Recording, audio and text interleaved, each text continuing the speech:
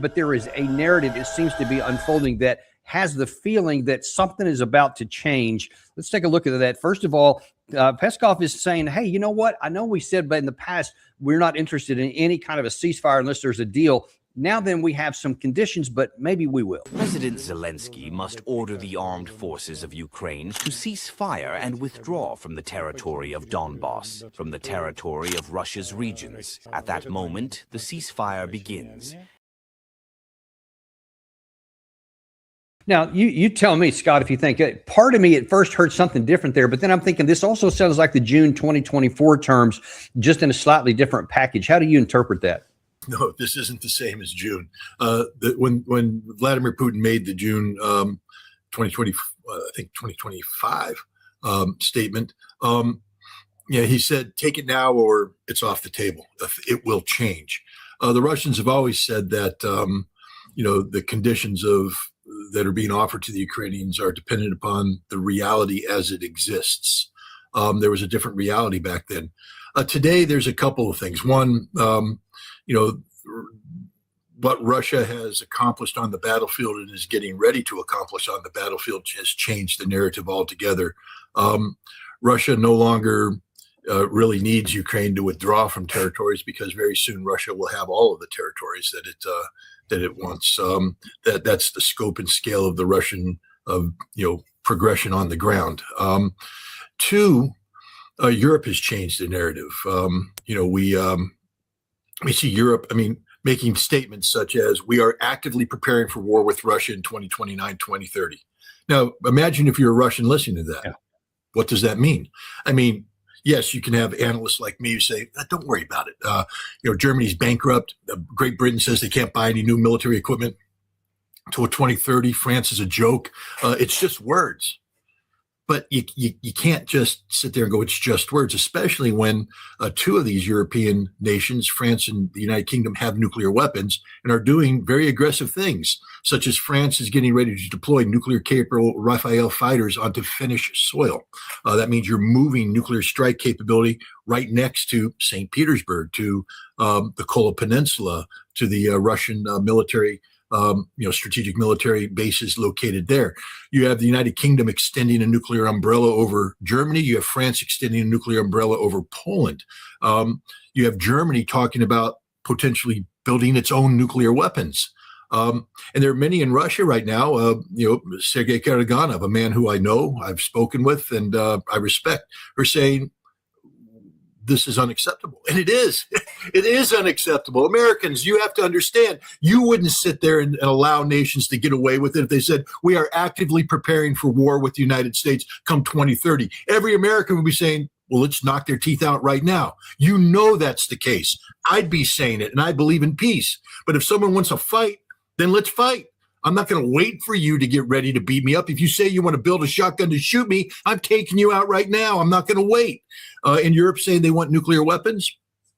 Many in Russia are saying it's time to use a nuke against Europe to preempt this. And Karaganov's right. The only way you change this mentality is through terror, and to instill terror in the hearts of every European to understand that the policies that their respective governments are starting to promulgate and act on are policies that will lead to their collective extinction. And so they're saying use nuclear weapons. But there's a problem. I call it the Karaganov fallacy. I understand why Karaganov and others, Slatkov, are talking about this. But they need to understand one thing. You can't use nuclear weapons in a vacuum. Yes, Karaganov says that if Russia uses, for instance, the United States, he believes, will not sacrifice Boston for Poznan, a hypothetical nuclear strike against Poznan, a Polish city, to set the example to the rest of Europe. That, too, is your fate if you want to threaten Russia.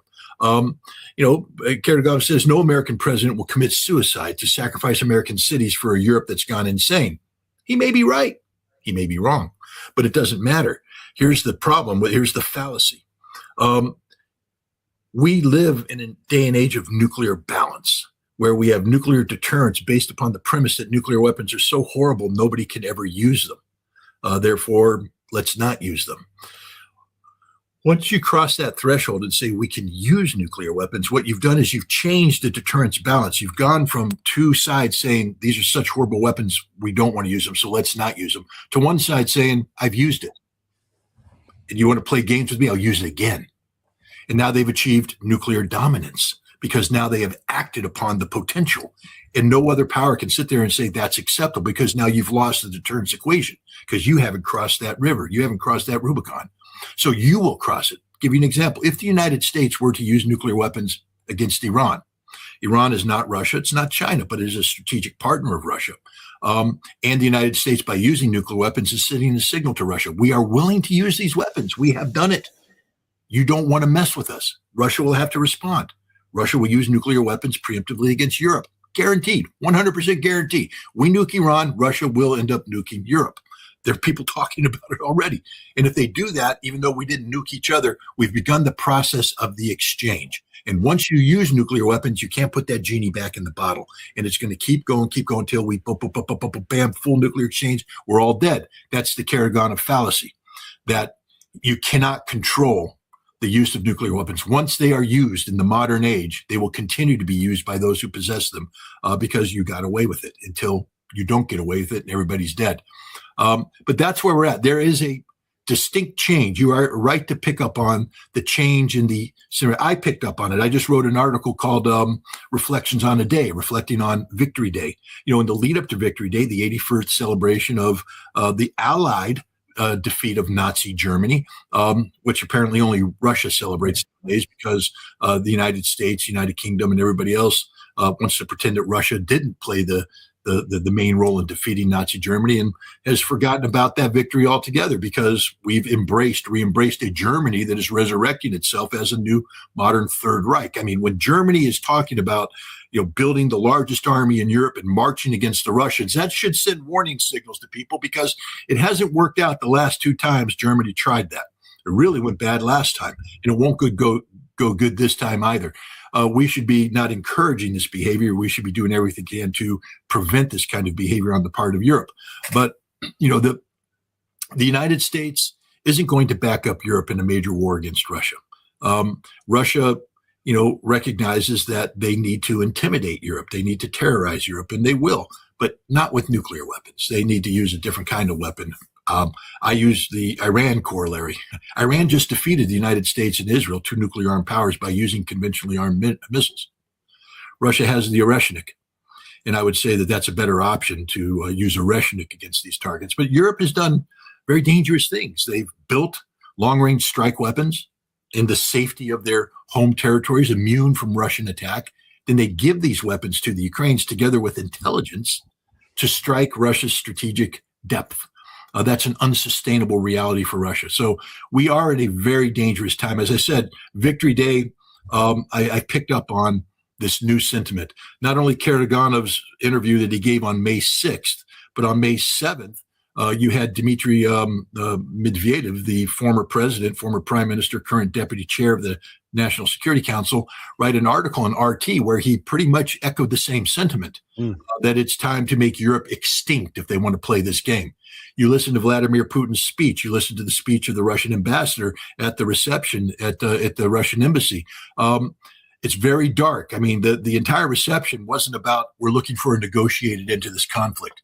The entire reception was about unconditional surrender on the part of the Ukrainians, following the footsteps of the unconditional surrender of Nazi Germany at the end of World War II. And take a look at today or yesterday, 1,500 plus drones fired into Ukraine. The previous record was like 400, 500.